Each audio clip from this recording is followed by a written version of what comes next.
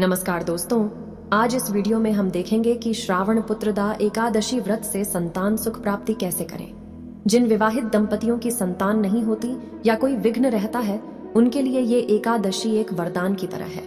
माना जाता है कि इस दिन व्रत और पूजा करने से अवश्य ही संतान की प्राप्ति होती है। इसके पीछे कई कहानियां जुड़ी हुई हैं और कई लोगों ने इस व्रत की बदौलत अपनी निसंतान जिंदगी को खुशियों से भर लिया। जो दंपति इस व्रत को करते हैं, उनके दाम्पत्य जीवन के क्लेश नष्ट हो जाते हैं। नियम और व्रत को मानने वालों के लिए हर मास में आने वाली एकादशी का विशेष महत्व होता है। इस व्रत को करने से जीवन में शांति, समृद्धि और प्रसन्नता की प्राप्ति होती है। संतान प्राप्ति की आकांक्षा से दंपतियों के लिए पौष और श्रावण शुक्ल पक्ष का एकादशी व्रत फलदायक होता है। इसके बारे में जानने से पहले अगर आप हमारे चैनल पर पहली बार वीडियो देख रहे हैं तो इसे सब्सक्राइब करें, ताकि हम आपके लिए ऐसी ही और वीडियो लाते रहें। इस एकादशी को पुत्रदा एकादशी कहते हैं। पुत्रदा अर्थात संतान देने वाली। पूरे वर्ष के दौरान 2 बार पुत्रदा एकादशी आती है। पौष माह की पुत्रदा एकादशी उत्तर भारतीय प्रदेशों में अत्यधिक महत्व के साथ मनाई जाती है, जबकि श्रावण माह की पुत्रदा एकादशी देश के सभी भागों में बहुत ही महत्वपूर्ण मानी जाती है। जिन दंपतियों को जीवन में संतान सुख की प्राप्ति नहीं होती, वे इस वरदान की प्राप्ति के लिए पुत्रदा एकादशी का व्रत करते हैं। वैष्णव समुदाय के बीच श्रावण शुक्ल पक्ष एकादशी को पवित्रोपणा एकादशी या पवित्र एकादशी के नाम से जाना जाता है। आखिर ये एकादशी क्यों मनाई जाती है? जन्म और मृत्यु के समय में किए जाने वाले संस्कारों का हिंदू धर्म में अत्यधिक महत्व है। हिंदू धर्म में मृत्यु के समय कुछ महत्वपूर्ण संस्कार निर्धारित है जो केवल पुत्र द्वारा ही किए जाते हैं। पुत्र के द्वारा किए जाने वाले अंतिम संस्कारों से ही माता पिता की आत्मा को मुक्ति मिलती है। माता पिता की मृत्यु के बाद श्राद्ध की नियमित क्रियाएं भी पुत्र द्वारा ही संपादित की जाती है। ऐसा माना जाता है कि श्राद्ध करने से मृतक की आत्मा को शांति मिलती है। जिन दंपतियों को जीवन में पुत्र सुख की प्राप्ति नहीं होती, वो अत्यधिक परेशान रहते हैं। पुत्र सुख की प्राप्ति के लिए पुत्र एकादशी का व्रत रखा जाता है। जिन दंपतियों को कोई पुत्र नहीं होता, उनके लिए पुत्रदा एकादशी का व्रत अत्यधिक महत्वपूर्ण है। आइए हम जानते हैं कि इस साल सावन पुत्रदा एकादशी व्रत कब है और इसका क्या महत्व होता है। तिश शास्त्र के अनुसार इस साल 2023 में सावन पुत्रदा एकादशी का व्रत 27 अगस्त रविवार के दिन रखा जाएगा। वहीं यह सावन महीने के शुक्ल पक्ष की एकादशी तिथि 26 अगस्त की देर रात 12:08 से शुरू हो रही है।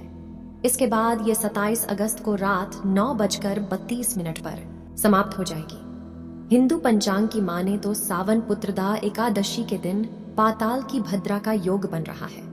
भद्रा का समय सुबह 10:55 से लेकर रात 9:32 तक रहेगा।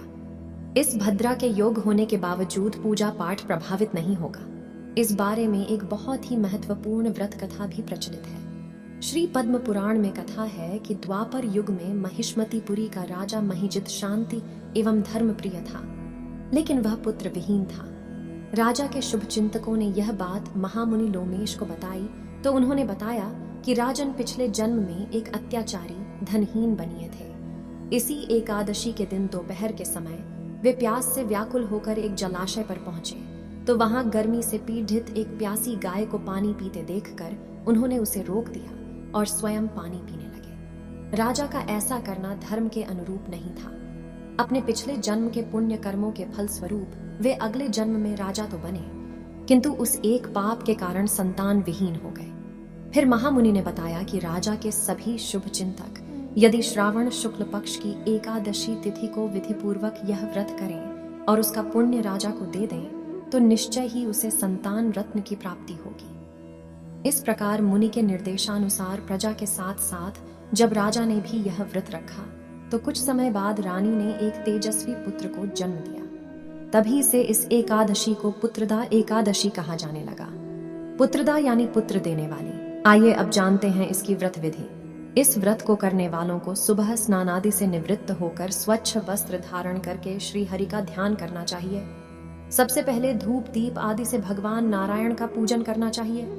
उसके बाद फल फूल, नारियल, पान सुपारी, लौंग, बेर, आंवला आदि श्री हरि को अर्पित करना चाहिए।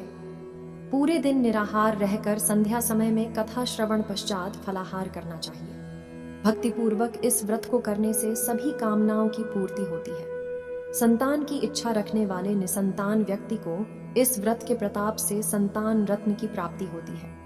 जो दंपति श्रद्धा से इस व्रत को करते हैं, उनके दाम्पत्य जीवन के क्लेश और कष्ट भी नष्ट हो जाते हैं। एकादशी के व्रत को समाप्त करने को पारण अर्थात व्रत खोलना कहते हैं। एकादशी व्रत के अगले दिन सूर्योदय के बाद व्रत खोलें। एकादशी व्रत का पारण द्वादशी तिथि समाप्त होने से पहले करना अति आवश्यक है। यदि द्वादशी तिथि सूर्योदय से पहले समाप्त हो गई हो तो एकादशी व्रत का पारण सूर्योदय के बाद ही होता है। द्वादशी तिथि के भीतर व्रत न खोलना पाप करने के समान होता है। एकादशी व्रत का पारण हरिवासर अर्थात द्वादशी तिथि की पहली 1/4 के दौरान भी नहीं करना चाहिए।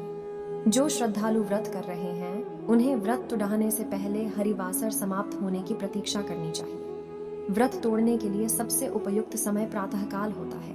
व्रत करने वाले श्रद्धालुओं को मध्याह्न के दौरान व्रत तोड़ने से बचना चाहिए।